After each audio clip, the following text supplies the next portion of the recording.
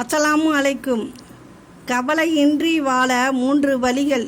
1 வருவது வரட்டும், 2 போவது போகட்டும், 3 நடப்பது நடக்கட்டும் என்று இருப்பதுதான். கடந்து செல்ல கற்றுக்கொள். உன்னை குறை கூறுபவர்கள் யாவரும் உத்தமர் இல்லை என்பதை நினைவில் கொள். எப்படி முடிப்பது என்று யோசிப்பதற்கு முன் ஏன் முடியவில்லை என யோசி. வெற்றி உனக்கே உனக்காக. எதையும் இழப்பேன் என்று சொல்லும் உறவை விட நீ எதை இழந்தாலும் உன் கூடவே இருப்பேன் என்று சொல்லும் உறவு வரமே. ஒரு இடத்தில் நம் குறைகளை பெரிதாக தெரிகிறது என்றால் அங்கு நமக்கான அன்பு குறைந்து கொண்டே வருகிறது என்று அர்த்தம்.